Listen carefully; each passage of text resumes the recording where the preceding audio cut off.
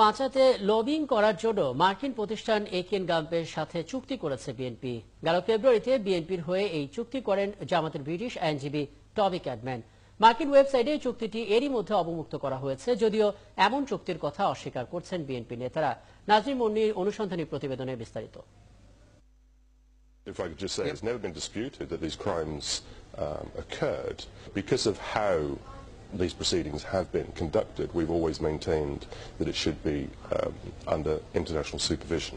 আন্তর্জাতিক মিডিয়ায় এভাবে যুদ্ধাপরাধীদের পক্ষে অবস্থান নেন টমি ক্যাডম্যান। মানবতা বিরোধী অপরাধ ট্রাইব্যুনালে 2011 সালে এই টমি ক্যাডম্যানকেই আনুষ্ঠানিক আইনজীবী নিয়োগ দিতে চেয়েছিল জামায়াতে ইসলাম। তবে বিদেশি আইনজীবীদের নিতে বার কাউন্সিলের আইনি বাধায় তা আর হয়ে ওঠেনি, কিন্তু তিনি পিছু হটেননি। জামায়াতকে আইনি সহায়তা এবং আন্তর্জাতিকভাবে লবিং করার পাশাপাশি নেদারল্যান্ডসের হেগে অবস্থিত আন্তর্জাতিক অপরাধ আদালতে বাংলাদেশ সরকারের বিরুদ্ধে মামলা ঠুকে দেন 2014 সালে 5 ফেব্রুয়ারি। অভিযোগ, রাজনৈতিক প্রতিপক্ষকে হয়রানি করার মাধ্যমে বাংলাদেশ সরকার মানবাধিকারের বিরুদ্ধে অপরাধ করছে। কেবল তাই নয়, যুদ্ধাপরাধীদের বিচারকে প্রশ্ন করে নানা সময়ে বিবৃতি দিয়েছে হিউম্যান রাইটস ওয়াচ এবং অ্যামনেস্টি ইন্টারন্যাশনাল। টমি ক্যাডম্যানের প্রফেশনাল ওয়েবসাইট লিঙ্কডইন ঘেটে দেখা যায় এই দুটি প্রতিষ্ঠানকেও আইনি সহায়তা দিয়ে থাকেন ক্যাডম্যান নিজেই।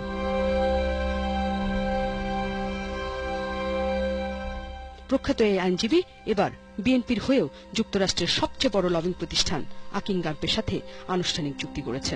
নথি অনুযায়ী বিএনপি আকিন গাম্পের সাথে যুদ্ধাপরাধীদের বিচার বিষয়ে চাপ তৈরি, জাতীয় নির্বাচন নিয়ে মার্কিন নীতি নির্ধারকদের সাথে বৈঠকের আয়োজন, যুক্তরাষ্ট্র বাংলাদেশ বাণিজ্য চুক্তি নিয়ে নতুন প্রস্তাবনা এবং মানবাধিকার লঙ্ঘনের বিষয়ে টানা প্রভাব বলয় তৈরি এবং লবিং করতে চুক্তিবদ্ধ হয়েছে। এই জন্য স্বাভাবিক সময়ে মাসে $40,000 হিসাবে 3 মাসে অগ্রিম হিসাবে $1,20,000 দেওয়ার জন্য চুক্তি করা হয়েছে। তবে এর বাইরে আরও রাজনৈতিক চাপ তৈরির কাজ এবং আন্তর্জাতিক মিডিয়া সেবার জন্য প্রতি মাসে $80 থেকে $1,00,000 দেওয়ার কথা বলা হয়েছে। চুক্তির মেয়াদ শেষ হবে 30 এপ্রিল 2017। তবে বিএনপির এই নীতি নির্ধারকরা বলছেন, যুদ্ধাপরাধীদের বাঁচাতে কোনো উদ্যোগ নেয়নি তারা। আমরা কোনো চেষ্টা করি নাই। বিএনপির কেউ যুদ্ধাপরাধী নেই, আমাদের লবিস্ট নিয়োগ করতে হবে। আমরা জাতিসংঘের থেকে একজন বিচারকের জন্য প্রার্থনা জানাতে পারি। শুধু মিথ্যা না, ভয়াবহ মিথ্যা। তারা এমন কঠোর ভাষায় নাকচ করলেও সকল আনুষ্ঠানিক চুক্তিপত্র মার্কিন ফরেন এজেন্ট রেজিস্ট্রেশন অ্যাক্টের ওয়েবসাইটে অবমুক্ত করা হয়েছে।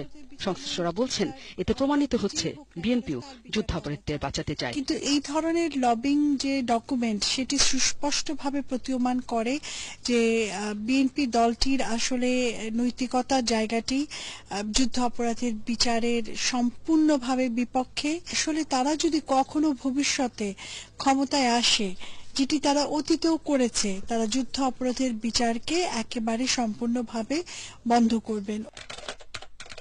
বিএনপির হয়ে এই চুক্তির বিষয়ে বিস্তারিত জানতে ইমেল পাঠানো হয়েছিল টমি ক্যাডম্যানকে। উত্তরে বলেছেন, যুদ্ধাপরাধীদের বিচারকে তিনি কেন ত্রুটিপূর্ণ মনে করেন তা নিয়ে বিস্তারিত কথা বলতে চান, কিন্তু অন্য কোনো প্রসঙ্গে আর বলতে চান না। নাজরিন মুন্নি, 71, ঢাকা। এদিকে যুদ্ধাপরাধীদের